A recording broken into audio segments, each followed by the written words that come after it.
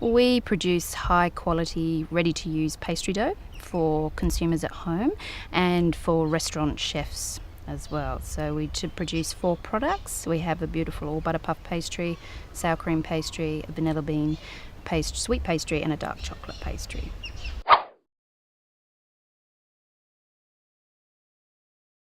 Oh, it was really William, my partner, his motivation to provide chefs with high quality, ready to use pastry dough. Through the years working in the restaurant industry as a chef himself, he realised that a lot of chefs were buying pastry in, and it was of a fairly low quality. So he wanted to offer chefs a chef-made quality pastry.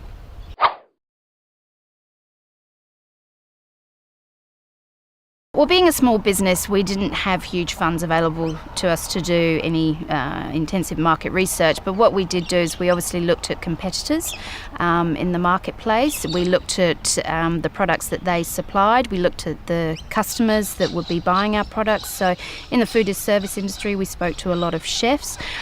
We also looked overseas to see if anyone else was doing a comparable product to the one that we wanted to do. So we managed to gather a lot of anecdotal evidence that really did help us in those early days of planning.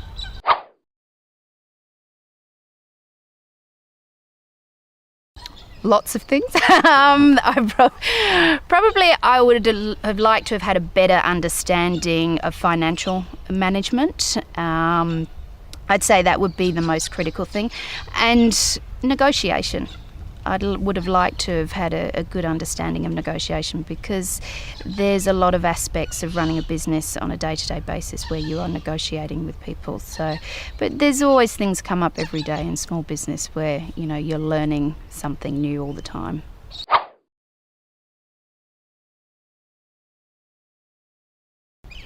I'd say probably the most critical one would have been the price of butter. Because we make a very high quality pastry dough, our fat of choice is butter in that pastry, and that's our biggest cost in making our product.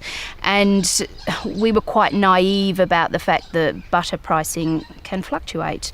And we did have an incident early on when we started Carême where demand for butter worldwide increased substantially. There was a shortage of supply, and it pushed butter prices up very, very high, and that was a big shock to us, and we realised that we had to have much better planning in our pricing structure going forward and locking in pricing for butter going forward as well.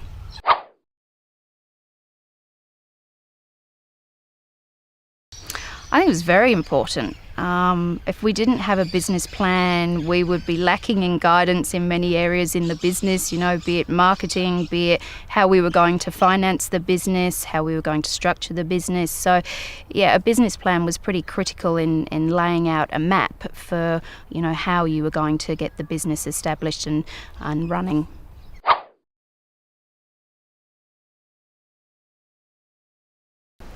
Well, we didn't have a huge budget to spend on mass advertising campaigns or anything like that. So we looked at public relations. We set up an effective website whereby we offered a newsletter subscription.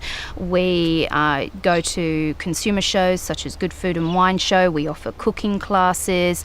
So all of these activities are really about getting to know our consumer and answering their questions about the product.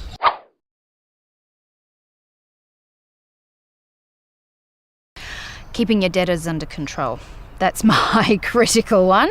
I find people very easily lapse into going out of terms with you, and that can be, sometimes up to 30 days out of terms, and that can have a huge impact on cash flow. So keeping cash flow under control means staying on top of those debtors, and if they are one day late, we are on the phone and we will discontinue supply if they don't pay and settle their account.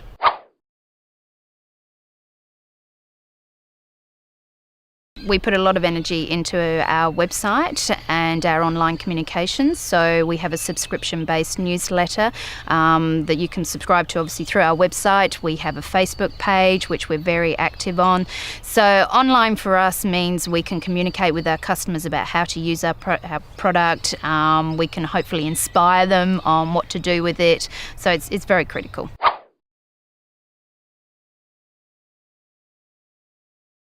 Yeah, that's a good question, because I think it's really easy for small business owners to get stuck in the day-to-day running of their business and not step back and have a look at the business and where it's going and what they could be doing. We try to force ourselves to do that, and it might be as simple as let's go for a walk and have a chat and get out of the office, get out of the kitchen. It might be let's go for lunch somewhere and have a think about it, but sometimes you just need to clear your head in order to see the wood for the trees.